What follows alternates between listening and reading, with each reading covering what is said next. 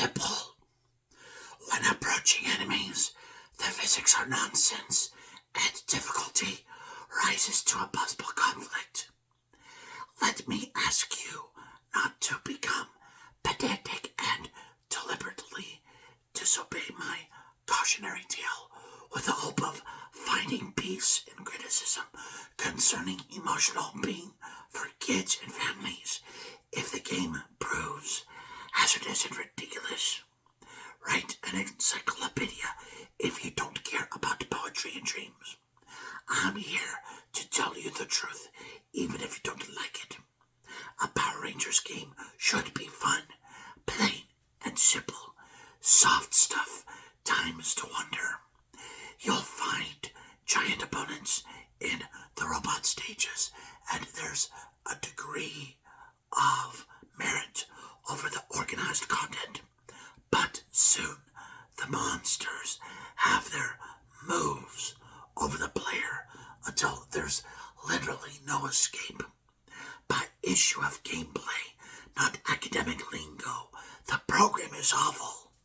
Opponents, enemies just come and don't mind their own business, even if their physical activities don't make sense enough for realistic display of challenge.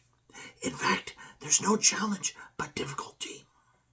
I simply can't tell what my enemies are doing in the game as often until surprises take place within destruction of focus. Level number 3, in particular, can't be understood well without writing it down on paper. Whatever spikes and pitfalls leak into masochistic vision. My Power Rangers get hurt over and over again from cheap shots and unreasonable behaviors, while a wicked witch makes the business-like bold statement. Please don't excuse this incompetence of programming. The Super Nintendo version for the Power Rangers was an absolute classic to behold for gaming and entertainment and fun. So, if teachers and scholars don't wish to visit shopping malls in happiness, I'll have to take an encyclopedia and bump their heads with it. How do gamers even talk about popular games without thinking of something terrible? We have popular games that we know have drama and conflict with theater of performance. No, not theater of performance. More like theater of importance. And we shouldn't think of a difficulty as only a difficulty. Let me have a fair challenge, and don't give me the picture. A superhero, by definition, is a hero who is super. No, not superhero. Yeah. Obviously, I'm revealing to you right here that the game does not have very good audio and volume and sound and such. Game Boy game, one of the weak ones. And I'm playing this game on the Super Nintendo, and more importantly, my Power Rangers aren't super at all. They're weak, their colors, they're boring. Good art isn't boring, you know. Entertainment exists for pleasures and wild flavors of joy. In comparison to Super Mario Bros. 3, this Game Boy game is not only hard, but it's actually a program with some of the greatest vowels I've seen in a fighting engine ever. So, what were they going here for? Were they going for whispering volume? Or were they going for almighty power of the gods? Or it's kind of hard to tell.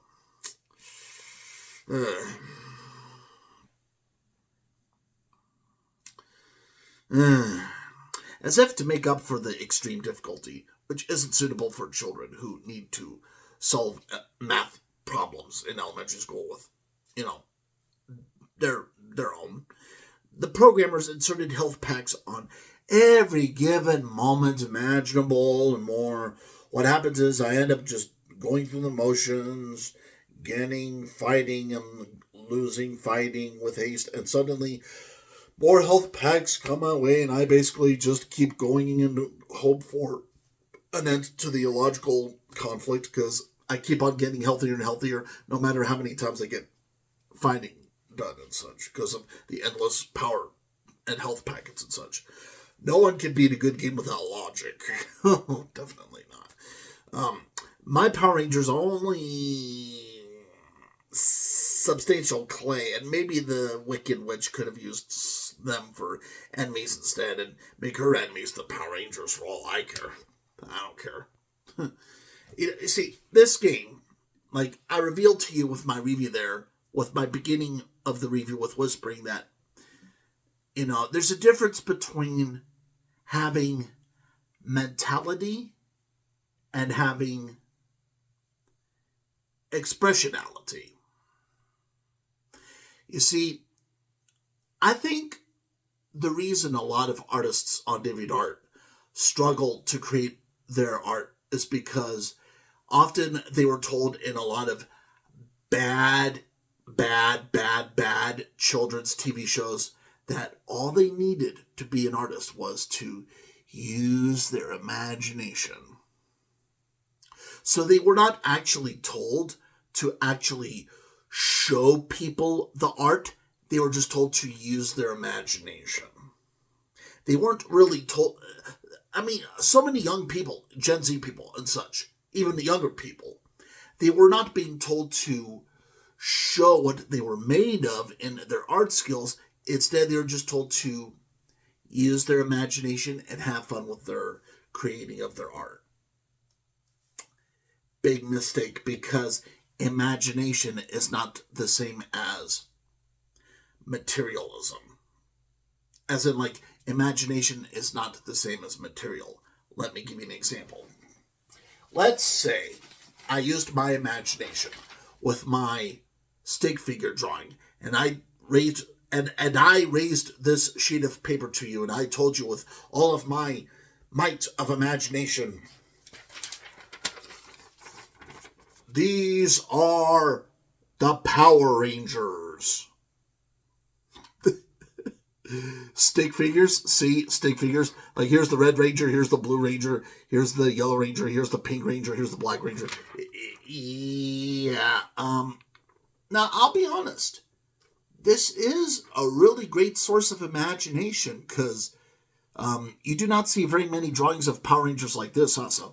I was using a lot of healthy imagination, but that is not the same as expression, material, specifics, picture.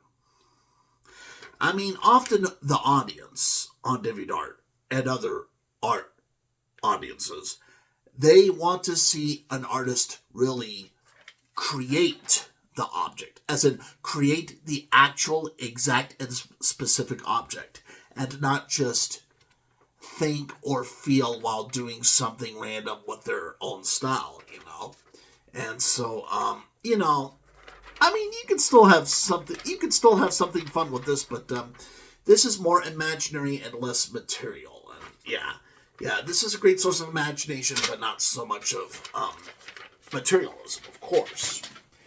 And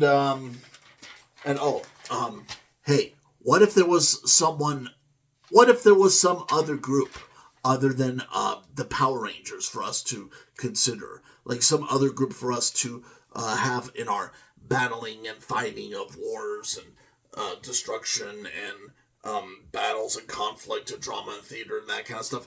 Like, what if there was like some other competitor to Power Rangers?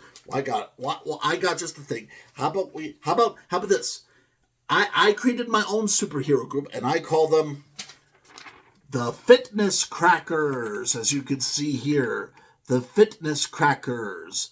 The Fitness Crackers are superheroes who have to fight evil fast food villains from all over the world.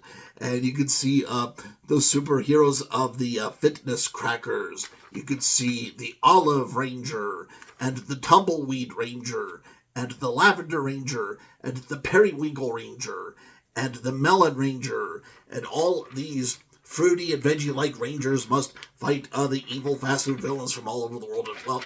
Now, this takes more imagination, but with what I drew here, this is still not very much material. This is not very much, specific stuff, as in like show, picture, image, that kind of thing.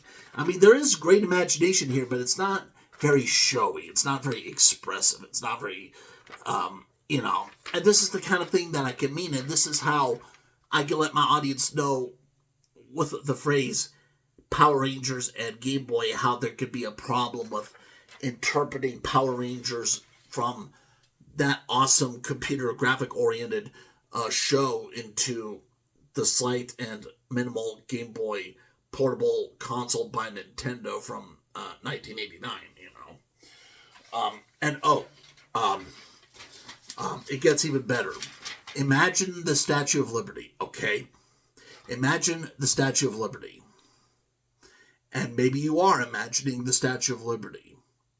But if you imagine the Statue of Liberty like I do, would you ever think of this?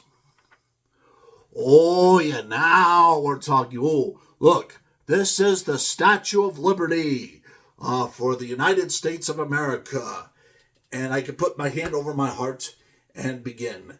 I pledge allegiance to the flag of the United States of America and to the republic for which it stands, one nation, under God, indivisible, with liberty and justice for all. Now, this picture is a great source of imagination, but still there's not a lot of material, and there's not a lot of expression, and there's not a lot of picture and show to it, because you know what the real Statue of Liberty is like.